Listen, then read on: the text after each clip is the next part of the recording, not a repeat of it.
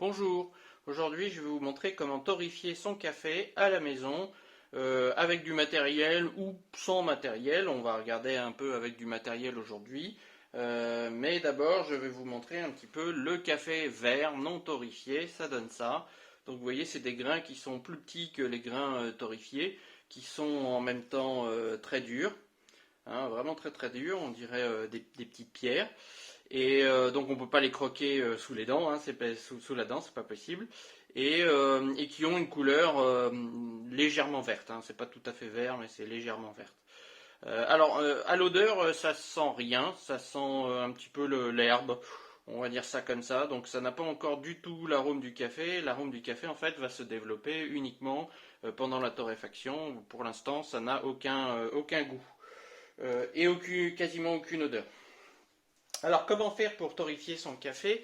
Soit on prend une poêle à cuire, hein, normale, et puis on met les grains verts dans la poêle, et on tourne régulièrement pendant que ça chauffe. Soit on utilise un appareil un petit peu comme celui-ci. Alors il y a des appareils professionnels qui sont quasi automatiques, hein, il faut surveiller et modifier un peu les paramètres en cours de cuisson, mais évidemment pas question de vous montrer des choses professionnelles, c'est comment torréfier son café à la maison.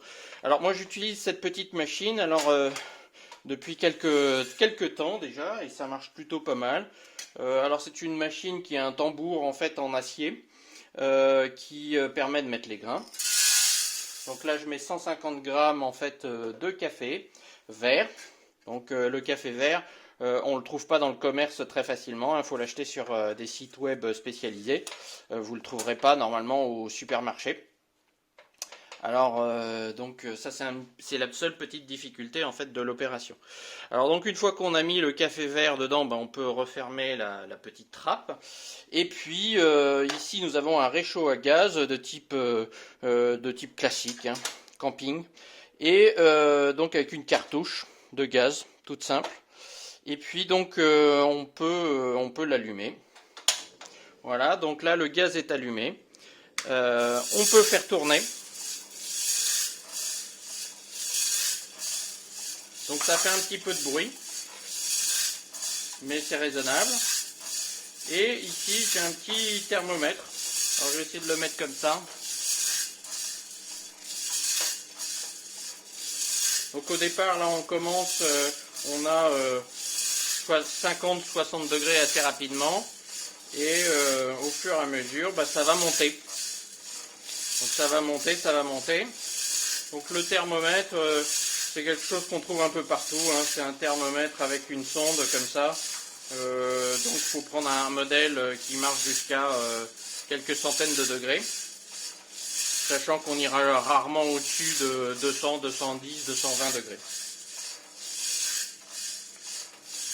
Et donc ça coûte une quinzaine d'euros. Et le petit tambour qui tourne ici et qui va être chauffé par le camping-gaz, c'est une cinquantaine d'euros, ça se trouve sur des sites de vente par correspondance. Le réchaud à gaz lui-même, c'est entre 20 et 30 euros suivant les sites où vous l'achetez. Et puis les cartouches de gaz, ça dépend, mais entre 1 ou 2 euros la cartouche jusqu'à plus, hein, ça dépend un peu des marques, des modèles et des endroits où vous achetez les cartouches. Alors vous voyez là on est déjà à 127 degrés. Alors pendant que ça monte jusqu'à 200, on surveille déjà, il ne faut jamais quitter de vue le café, parce que ça peut brûler assez rapidement. Donc l'intérêt de la torréfaction à la maison, c'est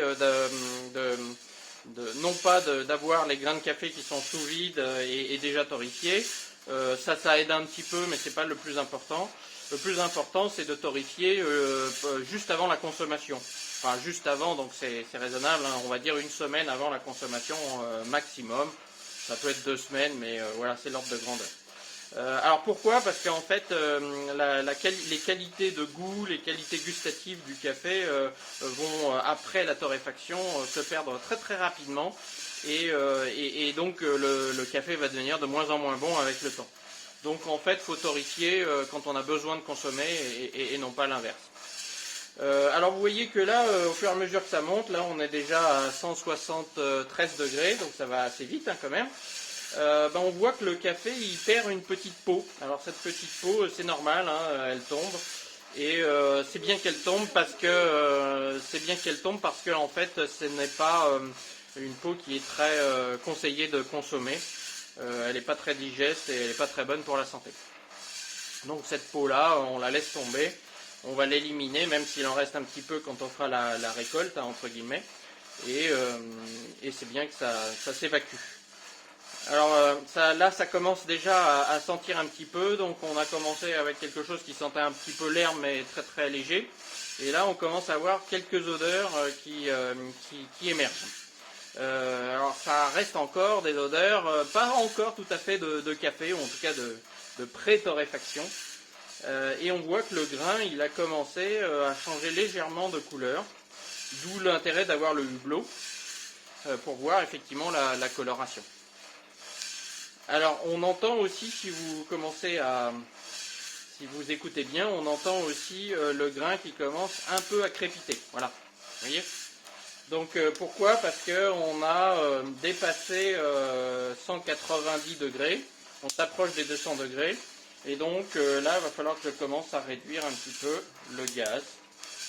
Donc d'où l'intérêt du thermomètre, hein, pour rester à peu près aux alentours de 198, 200 degrés. Vous voyez, ça continue de monter, donc je vais encore un peu baisser. Et puis là, ça crépite. Donc là, ça a remonté à 200, donc je vais encore baisser fortement le gaz pour pas que ça dépasse trop, sinon les grains seront trop cuits. Et puis donc je laisse un peu crépiter comme ça, quelques instants. Alors suivant le goût que vous pouvez avoir, vous pouvez soit le garder un petit peu vert, enfin un petit peu vert, c'est-à-dire couper dès que ça commence à crépiter. Je pense pas que ce soit conseillé de faire ça, après c'est une question de goût. Et puis vous pouvez aller aussi beaucoup plus loin dans la torréfaction et laisser crépiter très longtemps, jusqu'à ce qu'il n'y ait plus de crépitement. Et là donc si vous gardez un grain un peu vert, vous arrêtez dès que ça crépite, vous aurez des arômes très verts, très acides. Et si au contraire vous poussez la cuisson, vous aurez plutôt un café qui sera corsé.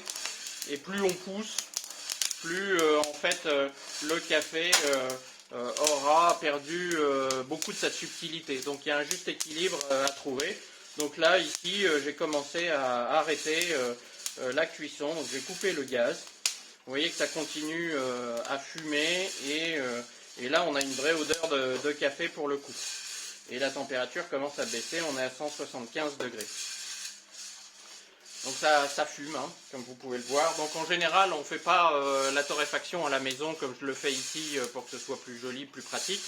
Il vaut mieux le faire dans un endroit aéré. Alors avec pas trop de vent, si vous utilisez un réchaud à gaz, parce que le vent, ça peut effectivement faire partir ou éteindre les flammes, faire partir en tout cas la chaleur. Alors pour éviter que ça continue de cuire, on va mettre un ventilateur. Donc un petit ventilateur qui va permettre d'arrêter la cuisson encore plus vite. Donc là j'ai bricolé, alors c'est pas très pratique ici, mais j'ai bricolé un petit ventilateur qui permet d'évacuer la chaleur très rapidement. Alors il faut le mettre dans le bon sens, tant qu'à faire. Voilà, d'évacuer la chaleur très rapidement. Alors on peut laisser tourner le récipient, hein, le tambour. Ici, bon, comme j'ai pas une multiprise, finalement j'ai branché à la place du tambour. Mais normalement, il faut le laisser tourner, hein, c'est mieux. Et donc là, la chaleur s'évacue par le haut parce que ça aspire et ça souffle. Donc du coup, on peut laisser le thermomètre allumé. Donc vous voyez que là, on est à 112 degrés. Puis on va attendre patiemment que ça descende jusqu'à ce que ce soit une température acceptable. La température acceptable, c'est qu'on puisse manipuler le café. Donc c'est en dessous de 50 degrés, on va dire. Donc voilà, ça descend, ça descend, ça descend. Alors c'est une révélation, hein, la torréfaction à domicile, c'est que vous allez voir que vous allez obtenir un café qui n'a rien à voir avec le café du commerce. Alors dans les cafés que vous trouvez en supermarché, vous avez des cafés qui sont cuits très rapidement, donc souvent avec des procédés un peu bizarres, hein. C'est des jets de vapeur pour que ça cuise encore plus rapidement. Et puis en un temps record, donc les arômes n'ont pas le temps de se développer. Et puis ils ont tendance à surcuire aussi, donc à faire qu'ils soient vraiment très torréfiés. Tout simplement pour avoir des arômes qui sont un peu écrasés, diminués et du coup un peu constants, un peu similaires d'une récolte à l'autre, d'un paquet de café à un autre. Alors c'est un peu dommage du coup parce que ça écrase un peu tous les goûts et c'est pour ça qu'aussi c'est intéressant de faire la torréfaction à domicile parce qu'on peut choisir déjà le niveau de torréfaction et puis on peut s'arrêter au bon moment avant d'écraser tous les goûts, quoi. Et on peut consommer à la dernière minute.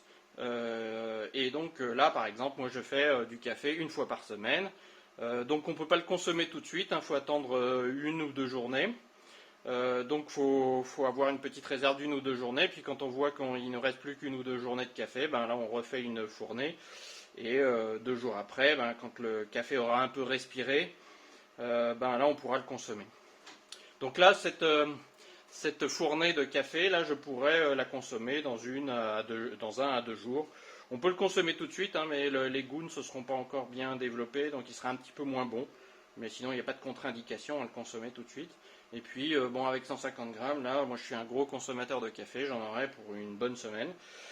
Donc voilà, à vous de juger combien vous consommez de café, hein, et quelle quantité vous voulez faire. Alors plus vous attendez pour le consommer, 1 semaine, 2 semaines, 3 semaines, plus il va commencer à perdre son goût, même s'il est dans un bocal hermétique. Alors c'est un peu dommage, mais après à vous de voir. Donc voilà, si vous avez un balcon, vous pouvez faire ça sur le balcon avec un petit réchaud électrique pour ne pas s'embêter avec le gaz, et puis une poêle et une cuillère pour remuer en même temps que ça cuit. Alors vous voyez là on est déjà à 65 degrés, puis ça va continuer à chuter. On va quasiment pouvoir sortir les grains. Donc c'est ce que je vais faire. Je vais arrêter la ventilation, hein.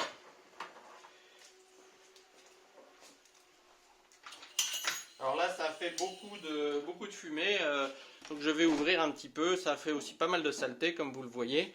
Donc je vais ouvrir pour faire sortir un peu la fumée. C'est pour ça que normalement il faut faire ça plutôt, alors j'ai mon chat qui profite pour sortir, faut faire ça plutôt dans un endroit où la fumée ne gêne pas. Alors donc du coup là je vais pouvoir rebrancher le tambour. Et puis on va le faire tourner juste ce qu'il faut. Alors je ne l'avais pas arrêté par le bouton. Voilà, je vais pouvoir le faire tourner juste ce qu'il faut pour l'évacuer. Alors donc là je peux toucher le tambour, hein, il n'y a pas de souci, on est à 50 degrés, 40 degrés même peut-être. Et du coup là si je le rallume comme ça, tout tombe dans le petit récipient. Alors quelques graines qui résistent, elles ne veulent pas disparaître, elles ne veulent pas tomber. On attend un petit peu, voilà, ça il s'est fait. Donc on peut refermer ici. Et je vais vous montrer ce que ça donne. Alors il est un peu trop cuit, vous voyez, pendant que j'ai parlé, je l'ai laissé un petit peu trop longtemps cuire. Donc pour moi là c'est une couleur qui est un petit peu trop sombre. Mais après chaque café est différent. Alors donc ça dépend un peu quelle est l'origine du café que vous avez acheté. Vous avez plein d'origines et donc il faut goûter les différentes origines. Il y a des différences, hein, de prix aussi et de goût. Et suivant les origines, le café est mieux, plus ou moins torréfié. Donc ça c'est des choses qu'on ne pourra pas effectivement trouver en achetant du café en supermarché. Donc vous voyez un petit peu le genre de couleur que ça a. Moi je l'aime un petit peu plus clair en général. Voilà, je l'ai laissé un petit peu trop longtemps. Ou c'est le fait aussi que ça tournait pas pendant que j'aérais. Donc voilà, ça donne ça. Et donc maintenant on va le laisser reposer 1 ou 2 journées. Et puis après je pourrais le mettre dans le broyeur. Alors il ne faut pas mettre les grains verts dans le broyeur, hein. Donc moi je les achète par paquet comme ça, c'est cette présentation là. Donc il ne faut pas les mettre dans le broyeur évidemment parce que d'abord ça serait pas bon et puis ensuite ça va détruire votre broyeur. Les grains verts sont extrêmement durs et donc ils détruiraient votre broyeur, hein. Ce qui n'est pas le cas des grains qui sont torréfiés. Voilà un petit peu la façon de torréfier son café. Donc ça change complètement votre vie hein, si vous faites comme ça. Si vous êtes grand amateur de café, vous allez voir que le café torréfié à la maison n'a aucun rapport avec ce que vous pouvez acheter dans le commerce. Alors il faut pouvoir faire ça sur un balcon, dans un garage ou dans un jardin si vous avez un jardin qui ne fait pas trop froid, qui n'a pas trop de vent. Parce que vous voyez ça fait quand même pas mal de saleté. Donc là je vais nettoyer mais...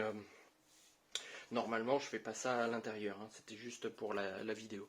Voilà, bah, vous savez presque tout. Donc la torréfaction, vous montez à peu près jusqu'à 200 degrés ou autour de 200 degrés. Hein. Vous pouvez faire des expériences pour savoir quelle est la température par rapport au café que vous avez acheté qui vous paraît la meilleure. Choisir la durée aussi. Bien contrôler la température, que ça monte pas trop haut ni que ça reste trop bas. Et puis attendre que ça se mette à crépiter. Et puis là, suivant vos goûts, soit vous arrêtez rapidement, soit vous continuez la cuisson encore un petit peu. Et puis après, aérer le café pour qu'il ne continue pas à cuire et qu'il se refroidisse très rapidement. Le laisser reposer et puis le consommer. Donc là, il y a quelques grains qui sont beaucoup trop cuits, hein, comme celui-ci normalement. Alors ça, c'est plutôt le genre de truc qu'on trouverait dans des paquets du commerce. C'est beaucoup trop cuit. Mais la plupart ont plutôt une belle couleur, hein, comme celui-ci, là, qui est pas mal. Voilà, donc normalement, j'aurais pu arrêter la cuisson un petit peu avant. Voilà, vous savez tout. Merci de m'avoir écouté et bonne torréfaction. Alors, j'ai pas pu résister à l'envie de goûter le café que je venais de torréfier. Vous voyez, donc, j'ai pas attendu les 1 à 2 jours de repos du café, mais déjà, ça donne un bon café avec beaucoup de mousse, de crème. Et vous voyez. Comme je l'ai bien torréfié, même un petit peu plus que d'habitude, ben voilà, donc il est bien noir. Et il va être un peu corsé, voilà. Donc, bonne dégustation.